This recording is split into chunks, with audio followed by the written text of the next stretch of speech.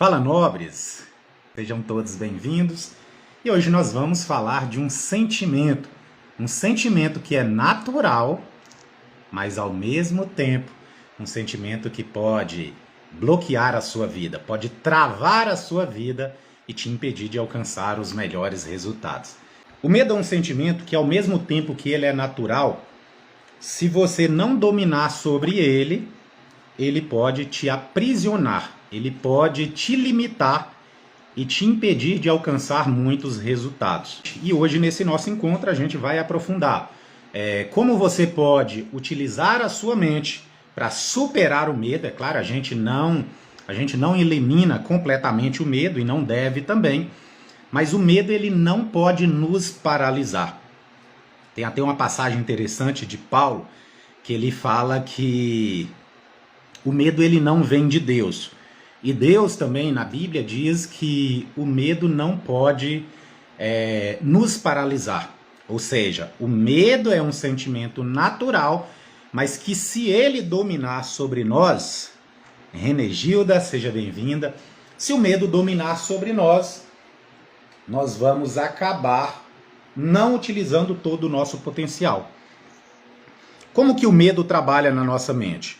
O medo ele aciona alguns gatilhos na nossa mente. Ele aciona alguns gatilhos na nossa mente que esses gatilhos, eles nos levam ou a correr, recuar, ou partir para cima, ou paralisar. Então sempre o medo vai te acionar um desses três gatilhos. Cada pessoa vai ter uma reação diferente perante o medo. Só que sempre que você for dominado pelo medo, nunca vai conseguir exercer esse propósito. Então isso acaba sendo muito triste e isso acaba sendo muito perigoso ao mesmo tempo. Então, ou seja, nós precisamos de encontrar a forma e identificar qual é o nosso medo, que é um dos pontos principais, forma de você se livrar desse medo que te limita. É você, em primeira mão, você descobrir qual é o seu medo. Coloca aí nos comentários qual é o seu medo. Qual realmente é o medo que te paralisa e que de alguma forma você precisa de se livrar dele. Os três principais, na verdade os quatro principais medos que eu tinha e que eu coloquei como prioridade me livrar deles, porque eu percebia que esses medos, ele não me agregava em nada. Era um medo irreal, um medo imaginário, um medo que não traria consequências nenhuma para mim, mas pelo contrário, ele só traria prejuízo. E um dos medos que eu tinha era o medo de falar em público. O segundo medo que eu tinha, que me marcava muito, era o medo de ser rejeitado. Foi sempre um medo que me atormentou muito, foi o medo de ser rejeitado. E também o medo de não dar certo na vida. Eu sempre tive muito esse medo.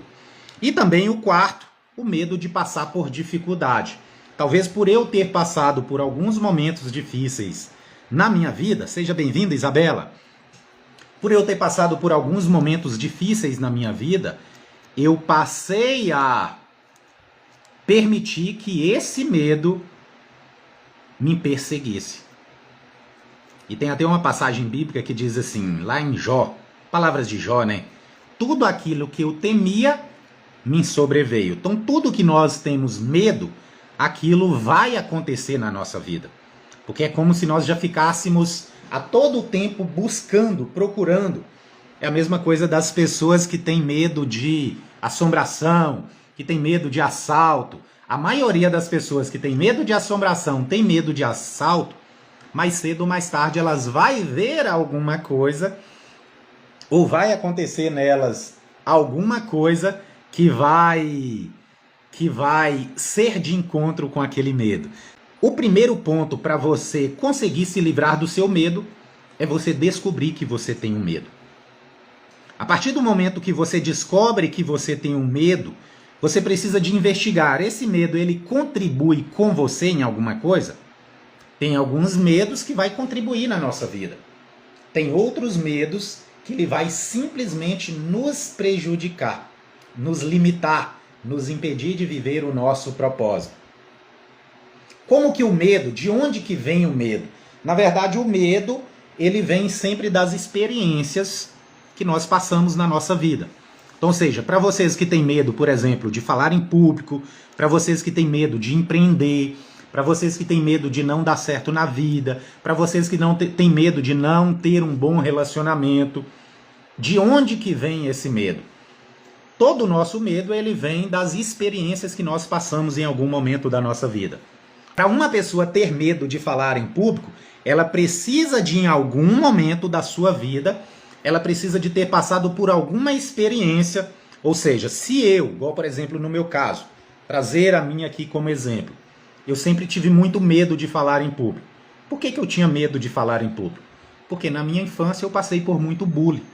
As pessoas me humilhavam. Quando eu começava a falar, as pessoas riam de mim. As pessoas diziam que a minha voz era estranha, que a minha voz era grossa, que a minha voz, que eu falava muitas palavras erradas.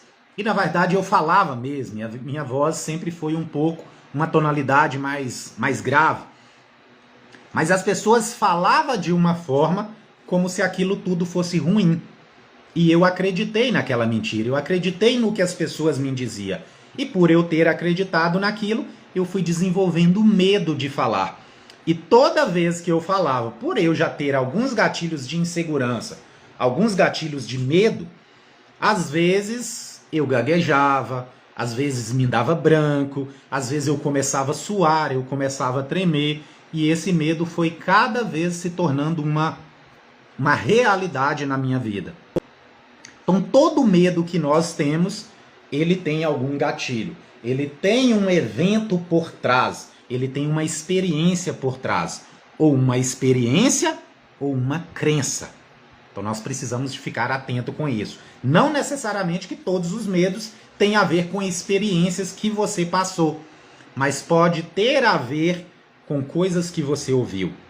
Vamos dizer, se você ouviu dos seus pais, menino, não vai conversar com pessoas estranhas não, que vai roubar você, que o homem do saco vai te pegar, que o, sei lá, que as palavras que na sua região usava. Mas quando os pais vai usando essas palavras, os filhos já vai criando inseguro. Ou seja, eu não posso falar com pessoas estranhas, porque pessoas estranhas são perigosas. Ou seja, isso já cria dentro da sua mente esse gatilho. Eu não posso falar com pessoas estranhas, porque pessoas estranhas vai me trazer uma consequência. Outro gatilho também que pode trazer medo na sua vida.